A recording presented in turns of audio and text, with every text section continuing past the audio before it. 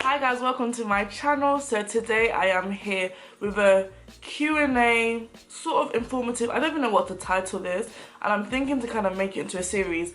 But today I'm here talking about all things cars, from getting your license, buying your first car, maintaining your car. I am going to be sharing my experience and also giving you some tips, and also trying to help some of you guys that are looking to buy a car or looking to get your license. I want to make sure that after this video you guys are well informed when it comes to purchasing a car or getting your license. Disclaimer, obviously I do live in the UK. I only know how the American driving system and how getting a license, all of that stuff works to an extent, so I cannot really comment on it. Some of the tips and stuff I have would definitely apply to those overseas as well, but it's going to be more specific to UK. I hope you guys enjoyed this video, and let's get straight into it. I'm just going to talk about my driving story, so from getting my license to do my practical to buy my car, all of that kind of stuff. So I got my license 5th of February, I think. Beginning of February 2015. I did my theory test 2 years prior to that, so I think I did it in 2013. Let's take it all the way back. Around second year of uni, I decided that I want to start learning how to drive. My mum is the only person that drives in the house, and for me, I wanted to learn how to drive, not just for myself, but obviously to help out so she doesn't have to drive everywhere, but mainly for my own convenience as well.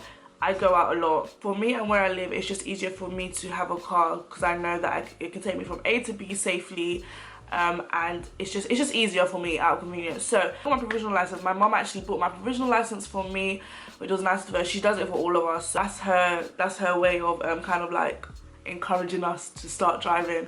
Even to buy my provisional license, I think I picked up like 10 forms from the post office because I just don't know why I was like dragging it. I think now you can do it online. I think I even ended up doing it online in the end, but initially before you could do it online, you had to do it by paper form. That process was just so long. It was so long because you have to fill it out, and then you have to go back to the post office and send it off there, and obviously show your proof of like your identification, all that kind of stuff. So all of that stuff was just long for me. So I managed to get my provisional license. Back then it was around like £50. I'm not too sure how much it costs now. And then after that, I decided that, okay, I'm gonna start taking lessons. Now, the way I found an instructor was I did it through recommendation. So I asked around, saw which one of my friends were currently taking driving lessons, and I just asked, you know, how's your instructor, what is his prices like, does he have any discounts for students, because obviously at the time I was a student. That's how I kind of really shopped around, and also based on recommendation as well, because I've heard horror stories of people having really horrible instructors, people having instructors that they will make you do the same maneuver for like 5 lessons, and if you're paying £20 per lesson, that's £100, and you still haven't learned more than one maneuver. So having an instructor that wouldn't bump me and wouldn't try and cheat me on my money was very, very important to me. Also having an instructor that I could be comfortable with, having an instructor that I wouldn't mind seeing so often, that was something that was very important to me. I managed to find the instructor. His name was Robin. He was so lovely. He's retired now. He doesn't do lessons. If he did, I definitely would have recommended him. If you live in London, I would have recommended him to you guys, but he's retired now, which is so sad. He was really, really good. And the thing I liked about my instructor is that from the first lesson, he had me driving up into like gear 2, gear 3. That's another thing. I learned manual. I wanted to learn manual just because I wanted to have the option to be able to drive automatic and manual, as opposed to just learning automatic and just being limited to driving an automatic car. So I can drive both, and I'm legally allowed to drive both, which is why I did manual. But we'll discuss what type of car you should be driving later on. So yeah, my instructor did not waste any time. From my first lesson, he had me doing, I think I did like 2 maneuvers, and he had me going up to gear 3. And for someone that was very like, not nervous, but I was just a bit, I'm in control of this car, I don't really know what I'm doing, but he made me feel so comfortable, and he pushed me from the first lesson, which was very good for me in the long run. So I never felt like I was wasting my money or wasting my time with him. The good thing about him as well is that he like a package for students. So it was 10 lessons for £180, which worked out as £18 per lesson. And that's very good, because a lot of driving instructors, they charge like £22, £25 per lesson. Me paying the 180 in bulk, which came up to £18 per lesson, was very good for me, knowing that I'm saving £5, £6, £7 per lesson. That was good for me. I want to say when it comes to the amount of lessons that I took, I want to say that I took maybe, so I think I did like maybe like 30 hours. Each lesson is 1 hour, so I think I did maybe 30, I want to say 40, but I do not remember giving him £180 4 times. Like, I literally remember giving him £180 like 3 times. I think I did like 40 hours of lessons. So I did my theory before I even considered starting lessons. So I did my theory in 2013. I did it, and I think I revised for like a week, and then I passed. I wouldn't really advise everyone to just revise in a week, even though the theory test is not as hard as they make it seem. I know they're trying to change it now, but when I did it, it wasn't as hard. All I had to do was make sure I had the instruction CD, and I literally constantly did the questions like every single night, every single day. I was doing the test, I was doing the hazard perception, I was doing everything every night, so I knew what I was expecting. And when I was able to go in to do my theory exam, because I had done it so many times, I had seen so many questions before, I knew the answers to most of them. I wish I still have my paper so I could actually tell you my exact score, because I know that I didn't do too bad at all. Which was a change to my practical exams, which I will explain later. My theory test for me was like a breeze. I was really humbled when it got to practical exams. So I did my practical test. I bet you some of you guys are wondering how many times I did my test before I passed. I think I did it like 4 times. 3 times. So I either passed on the 4th one or I passed on the 5th time. That's the reality of it. And I feel like a lot of people are not honest when they fail. They just don't want to say. I get it, but now I'm very, I don't really care like telling people how many times I had to do the exam, because I drive now, I have a car, I'm fine, I'm okay now. That was just the come up. Now I've made it, so it's cool. And I kept on failing on the same things. It was like roundabouts, or like my maneuver was off. Mainly it was like roundabouts. I just had like a really big phobia of roundabouts back then. Sometimes if I'm driving on a motorway and I come up to a really big roundabout, the phobia likes to try and creep back in. But thankfully on motorways, most roundabouts are traffic light controlled anyway, so that makes it easier. But back then, roundabouts was my absolute phobia. It's so crazy because the time that I actually passed, the guy made me do like 10 roundabouts in that one test, and I passed, which is so crazy. I definitely felt like I tried to jump into the practical too quickly and I wasn't actually ready. Because for me, I just wanted to get my license, I just wanted to do it, I just wanted to start looking for cars, like I just wanted to get it all out of the way. So I thought, yeah, I can do 20 lessons and I'll be good, I can do my exam. And when I failed, it was kind of like, oh. The way it works in the UK is that when you do your test, you have to learn 4 maneuvers, turn in the road, no, 3-point turn, bay parking, parallel parking, and reverse around the corner. Oh my gosh, I hated reverse around the corner. Each maneuver has its own technicality to be able to pass each maneuver. You only get 1 per test, but only allowed to do 1 maneuver per test, and you could potentially have an emergency stop. You could be asked to do an emergency stop at any time. That was like given, that was plus your maneuver if it happens. The way it works is that you're allowed, is it 11 or 12 minors? Minors can be anything from stalling. Minors is at the examiner's discretion. Some people can see one thing as a minor, another examiner can see it as a major. So you can get like 11 minors and you can still pass. But if you get a major, that 1 major means you failed, regardless of if it's only 1 or if you get 2. When you get 1, it's a fail. And all the tests that I did, it wasn't because I was getting too many minors, it's because I would always get 1 major. What can be seen as a major to one person probably wasn't seen as a major to my instructor, but the rules are the rules. You have to just take it on the chin. So if the guy says you did this wrong and that's why I'm giving you a major, then you have to take that major. Sometimes you are allowed to appeal certain things and stuff like that, but I just couldn't be bothered. Like it was just long. You have to pay to actually do it. So you pay online, was like 60 something or some around that price, and then you have to pay the hours for your instructor as well, or because you have to pay the hours to actually use the car. So you always do your practical exam in the car you have been doing your lessons in. Doing practical, I hated doing those exams. Like I would have major, when I say major anxiety every time I had a test. The test is maybe like 40 minutes, 45 minutes. It does go by really quickly, and then you have to wait. They don't tell you like halfway through if you're passing or failing, but you can just see them writing stuff down. When I passed, it felt like a weight off my shoulder. Literally, getting your license literally feels like a weight, because you spend so much money doing it, and then like having to do your test and all that kind of stuff. It's just like finally legal on the roads. Also, I passed my practical a couple months just before my theory was about to expire. So even though you do your theory test, it does not last forever. It lasts for 2 years, so you have a gap of 2 years to be able to get your license within that time. Now I'm going to talk about how I bought my car. I passed in February. I got my car in May or April. I didn't waste any time. I wasn't trying to waste any time. If I could have got my car sooner, if I could have got my car the week after, I probably would have. One thing about me is that when I want something and when I'm determined to get something, I make it happen by any means necessary. Literally. I knew what car I wanted, so I don't know about cars. The only cars I know about is my car, Toyota Yaris, and Range Rover Evoque. Those are the only 2 cars I need in my life right now. I didn't like cars that were too long. I didn't like cars that looked weird in the front. I was just very particular about the kind of car I wanted. I have a little Yaris, and I love my Yaris. My Yaris is really cute. I really love her.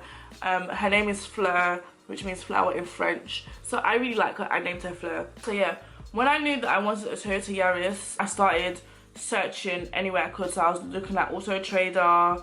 I was looking at Gumtree.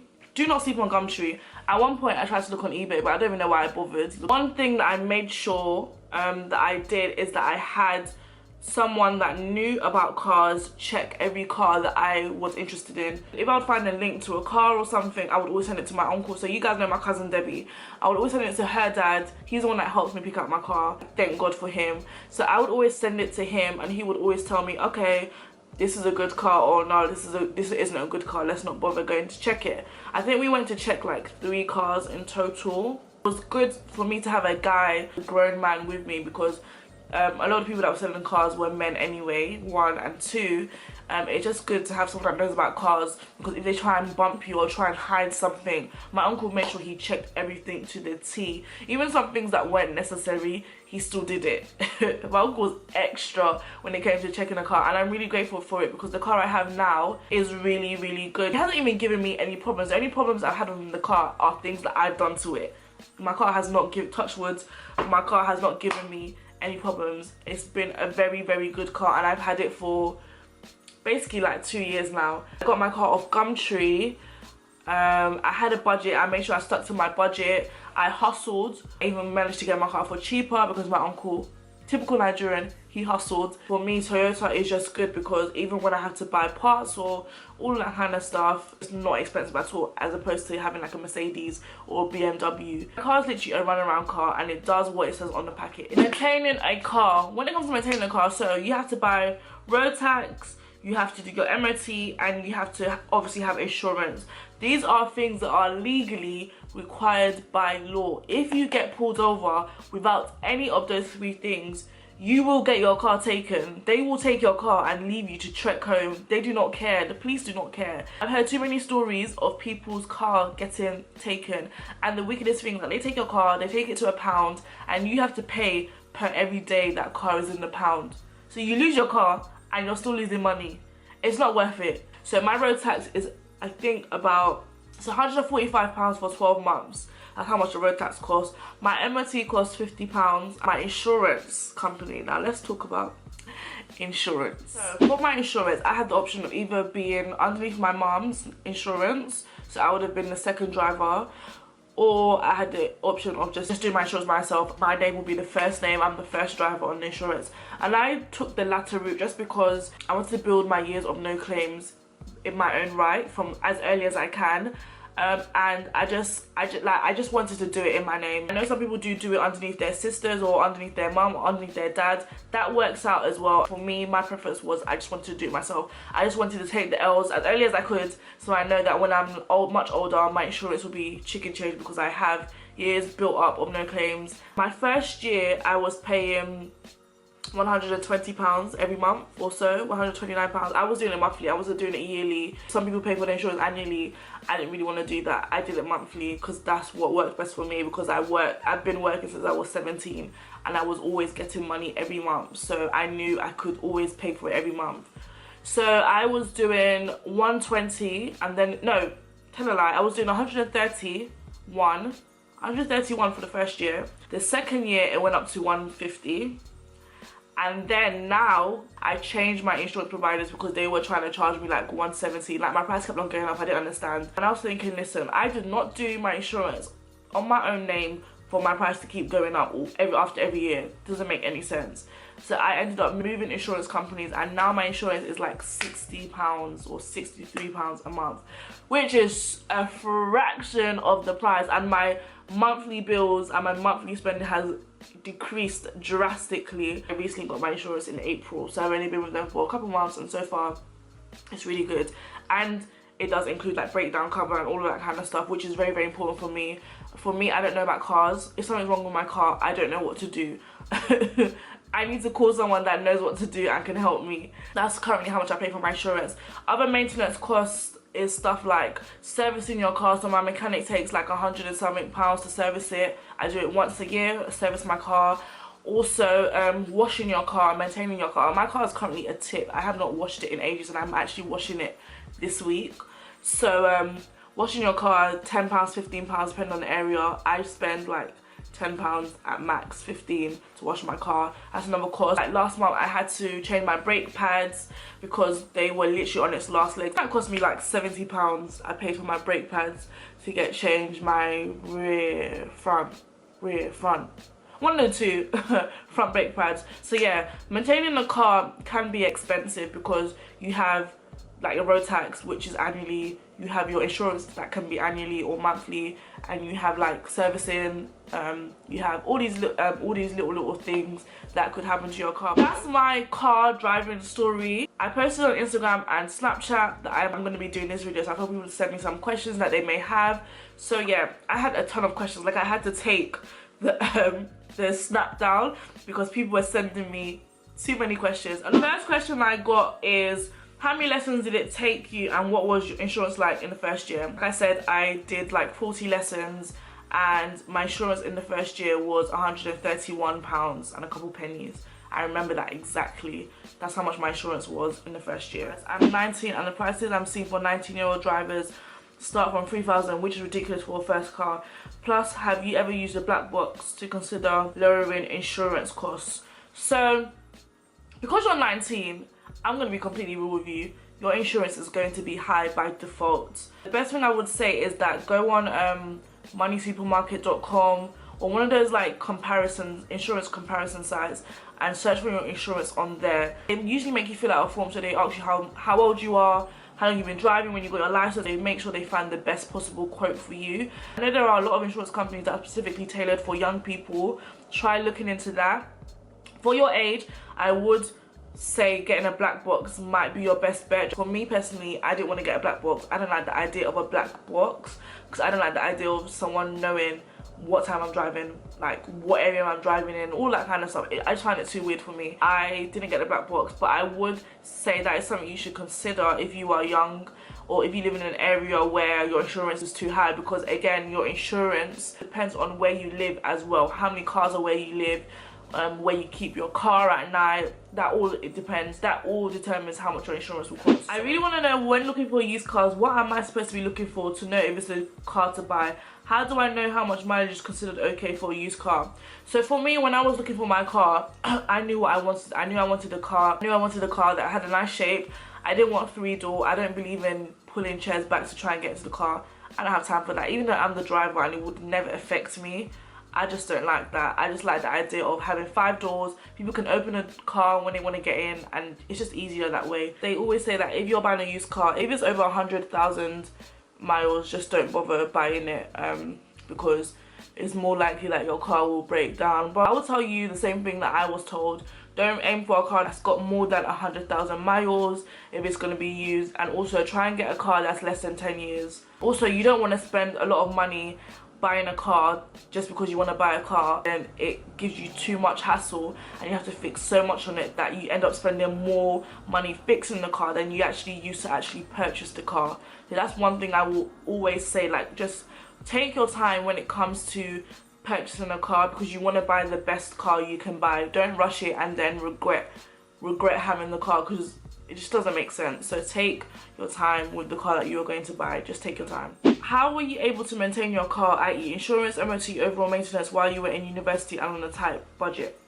So for me, I worked.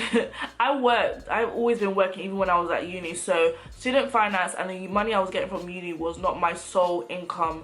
I was always working and always getting money on the side. When I first got my car, it was a big cash loss because I had to do, thankfully it had MOT done, so I didn't have to do it till the following year, but I had to do the service. I had to buy a new battery for my car because the battery that they gave me was just a bit higgy.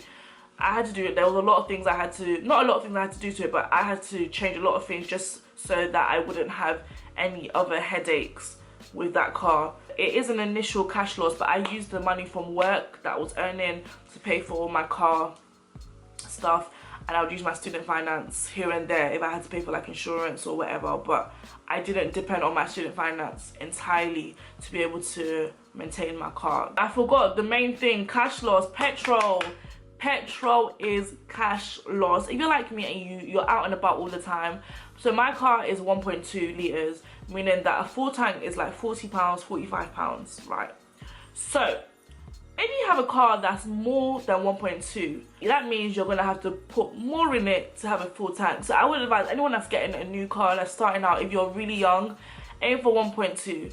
That's just my opinion, just because you don't have to put so much in to get a full tank, and it's just easier that way. It's just more cost effective. How much does it cost to maintain overall, like the different expenses, and how long did it take you to learn? So, oh yeah, it took me like a couple months to learn how to drive.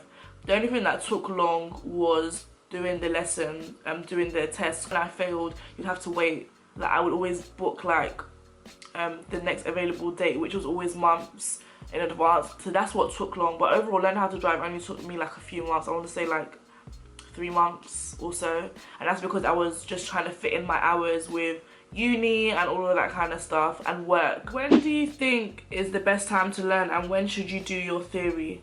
So for me, one thing I always tell people is that even if you don't buy a car, get your full license as early as you can. When you know you can afford it, when you have the money to pay for it all, do it all. For me, I used my time in uni and the fact that I was getting a lot of money from student finance and working and all of that kind of jazz. I used that as my opportunity to learn how to drive so I could pay for my bulk lessons and all of that kind of jazz. But for me, getting my license when I was 21 just made sense for me. It was just better for me to do that. I know people that have got their licenses earlier on. My best friend got his license when he was like 18 or 19 or something, like very early like that, something along those lines. So he's had his license for ages. So each person is different. Get your license when you feel like you're ready to get your license. Everyone is different. Best tips for roundabout, and how do you save for a car? My mom said all I can afford is a tyre with what I have. So best tip for roundabouts, make sure you're in the right lane when you're coming up to the roundabout. And also how to save for a car, hustle amongst your family. I did that. I hustled and I added my own money to it. I worked and made sure I had some money, and then I hustled off my mom, my relatives. Even if they can only give you £50 towards your car, £100 towards your car, that's something. So hustle, get your money together, and then just find a car that's within your budget that makes sense. Make sure you have enough money to buy a decent car. Key. What are tips for getting cheap insurance? Go underneath a relative, your mum or your dad, or your older sister, older brother, go underneath them. Also shop around, and also considering getting a black box. These are the 3 main tips that I would say, but shop around. Go on price comparison sites, Money Supermarket, comparethemarket.com. Those sites are your friends, and they save your quotes for you for like 30 days, which is very good. So do that. What is the biggest cost of having a car? The biggest cost I want to say is insurance. No, biggest cost is servicing it, or if there's a problem wrong with your car. That's the biggest cost. Petrol is a sly big cost, because you just think, oh yeah, £20 here 1 week, £15 here another week, £30 here another week. And then when you look at how much petrol you spent in a month, it's coming up to like £60–70. Petrol is a sly cash loss, but I want to say the biggest cost is like servicing and if there's a problem wrong with your car, to be honest. What is your monthly budget for your car expenses? So my monthly budget is like, I want to say my monthly budget, if I'm completely honest, my monthly budget is around £100. That's not my annual budget because annually I do my MOT, annually I service my car. But in terms of washing the car, paying for my insurance, paying for petrol, let's say like 150. That's my monthly. I was thinking, I forgot my petrol. I would say like £150. Is it better to buy a new car or used car? I think it just all depends on your budget.